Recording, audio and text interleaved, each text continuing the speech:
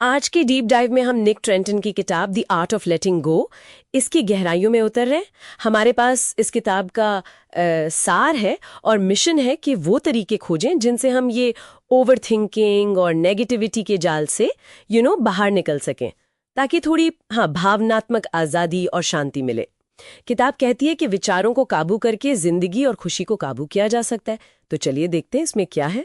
बिल्कुल। और जो बात इसे खास बनाती है वो ये है कि ये सिर्फ ऊपरी सलाह नहीं है। ये असल में बिहेवियरल साइकोलॉजी यानी व्यवहार मनोविज्ञान के सिद्धांतों पर आधारित है। तो ये इसे कई दूसरी सेल्फ हेल्प किताबों से ज्यादा क्या कहते हैं, ठोस और भरोसेमंद जमीन देती है। यहाँ सिर्फ मोटिवेशन नहीं बल्कि मन कैसे काम करता है उस पर बेस्ड तकनीकें हैं। अच्छा, तो सबसे पहले किताब के हिसाब से ये जाने देना या लेटिंग गो मतलब है क्या असल में? हाँ, ये अच्छा सवाल है। किताब कहती है ये कोई पैसिव चीज नहीं है, मतलब हाथ पर हाथ धरकर बैठना नहीं, बल्कि ये उन रुकावटों से अपना जो मानसिक जुड़ाव है ना, उसे छोड़ने की एक एक्टिव कोशिश है, जानबूझकर किया गया काम। एक्टिव कोशिश। हाँ, और पहले अध्याय में ही स्टोइक फलसफे की बड़ी अच्छी बात है, कंट्रोल डाइकोटमी, मतलब नियंत्रण का द्वंद्व। कंट्रोल डाइकोटमी यानी? इसका सीधा मतलब है अपनी एनर्जी, अपनी ऊर्जा सिर्फ उन चीजों पर लगाना जो हमारे वश में है, जैसे हमारे अपने ख्याल, हमारे एक्शंस, हमारे जवाब। उन पर नहीं जो बाहर है, जैसे दुनिया के हालात या किसी काम का नतीजा क्या होगा। अच्छा, जैसे मान लीजिए ट्रैफिक जैम में फंसे हैं। हाँ बिल्कुल। तो जाम खुलवाना तो अपने बस में नहीं, पर उस सिचुएशन में हम गुस्सा करते हैं या शांत रहते हैं, वो हमारे हाथ में है। एग्जैक्टली यही पॉइंट है। ये जाने देने को एक एक्टिव चॉइस की तरह दिखाता है, पैसिव सरेंडर नहीं। और इसमें मेहनत लगती है। और ये फिर सीधे तौर पर जुड़ता होगा अध्याय 2 की तकनीकों से, जो नेगेटिविटी तोड़ने पर है। हाँ बिल्कुल जुड़ता है। जैसे एक टेक्निक है अंदरूनी आलोचक को चुप कराना। हमारे अंदर वो जो एक आवाज होती है ना, जो हमेशा नुक्स निकालती रहती है। हाँ, वो तो होती है। उसको पहचानना और फिर उसे चैलेंज करना, उसे ये हक नहीं देना कि वो हमें कंट्रोल करे। और दूसरी टेक्निक मीडिया वाली। हाँ, मीडिया की खपत को व्यवस्थित करना, मतलब सोच समझकर चुनना कि हम क्या देख रहे हैं, क्या सुन रहे हैं। वो जो होता है ना, बिना सोचे समझे फोन पर नीचे स्क्रॉल करते जाना, डूम स्क्रॉलिंग। ओ हाँ, वो तो बहुत कॉमन है आजकल। उससे बचना, क्योंकि ये दिखाता है कि मन की शांति के लिए सिर्फ अंदरूनी काम काफी नहीं, बाहरी सीमाएं बनाना भी उतना ही जरूरी है। सही कहा। अच्छा, ये तो हुई नेगेटिव आवाजों और बाहरी प्रभावों की बात, लेकिन उन विचारों का क्या जो दिमाग में बस गोल गोल घूमते रहते हैं, चैन नहीं लेने देते, उनके लिए क्या है? हाँ, उनके लिए अध्याय 3 में एक बड़ी इंटरेस्टिंग टेक्निक है, ब्रेन डंपिंग।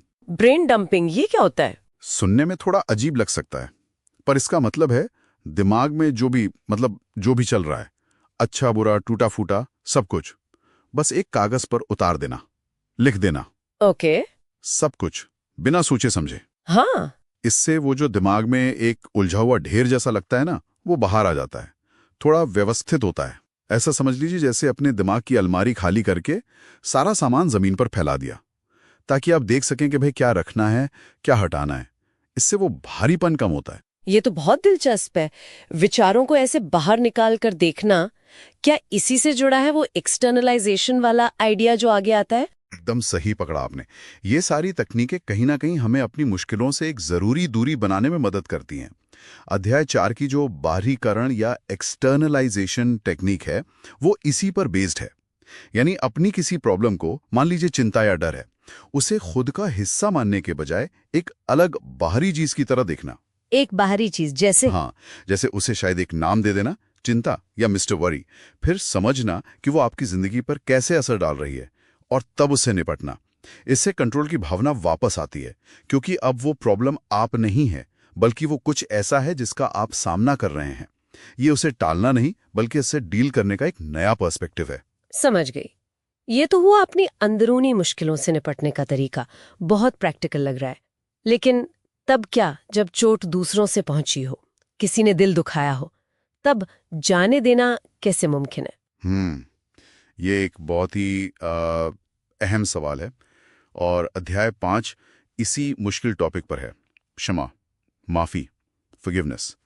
और किताब यहाँ बहुत साफ करती है कि माफी का मतलब ये बिल्कुल नहीं है कि जो गलत हुआ उसे सही मान लिया जाए या उसे भूल जाया जाए। हाँ, ये बहुत जरूरी है समझना। बिल्कुल। माफी का मतलब है अपने दिमागी और जज्बाती सुकून के लिए उस गुस्से और कड़वाहट के बोझ को उतार फेंकना, उसे और ढोना बंद करना। अपने सुकून के लिए। हाँ, इसमें आत्मक्षमा के 4 आर्स का भी जिक्र है।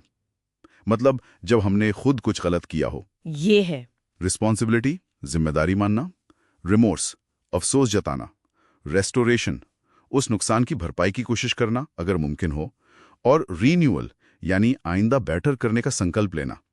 ये खुद को माफ करके आगे बढ़ने के लिए एक तरह का फ्रेमवर्क, एक ढांचा देते हैं। मतलब चाहे किसी और को माफ करना हो या खुद को, बिल्कुल। दोनों ही अपने बोझ को हल्का करने के तरीके हैं। बिल्कुल। और यहाँ ये समझना जरूरी है कि माफी का सबसे पहला और सबसे बड़ा फायदा माफ करने वाले को ही मिलता है। ये एक तरह का इमोशनल डीक्लटरिंग है, भावनात्मक बोझ उतारना। तो ये सिर्फ एक नैतिक काम नहीं है, बल्कि मेंटल हेल्थ के लिए एक बहुत प्रैक्टिकल स्ट्रैटेजी है। तो निक ट्रेंटन की द आर्ट ऑफ लेटिंग गो पर इस पूरे डीप डाइव का निचोड़ जो मुझे समझ आ रहा है वो ये है कि भाई भावनात्मक आज़ादी बैठे बैठाए नहीं मिलने वाली। इसके लिए हमें एक्टिव होना पड़ेगा, कुछ मानसिक औजारों का इस्तेमाल करना सीखना होगा। जैसे अपना ध्यान कहाँ लगाना है ये चुनना, नेगेटिव सोच के पैटर्न को चैलेंज करना, अपनी मुश्किलों को खुद से अलग करके देखना, और हाँ, अपनी शांति के लिए माफी का रास्ता चुनना। एकदम सही कहा आपने। ये कोई मंजिल नहीं है कि पहुंच गए और काम खत्म। ये एक सफर है, एक प्रैक्टिस है। और किताब इसी बात पर जोर देती है कि ये सब सीखी जा सकने वाली स्किल्स हैं, मनोवैज्ञानिक प्रक्रियाएं हैं, कोई जादू नहीं। और ये सब सोचते हुए मेरे मन में एक दिलचस्प सवाल आ रहा है। हाँ, क्या? कि अगर हम अपनी चिंताओं या डर जैसी मुश्किलों को बाहरी नाम देकर, उनसे दूरी बनाकर उन पर कंट्रोल पा सकते हैं, तो हमारे अंदर और कौन-कौन से ऐसे राक्षस या नेगेटिव पैटर्न हो सकते हैं जिन्हें हम इसी तरह नाम देकर, पहचान कर शायद ज्यादा आसानी से जीत सकते हैं। ये तो सोचने वाली बात है। बिल्कुल, इस पर सोचा जा सकता है।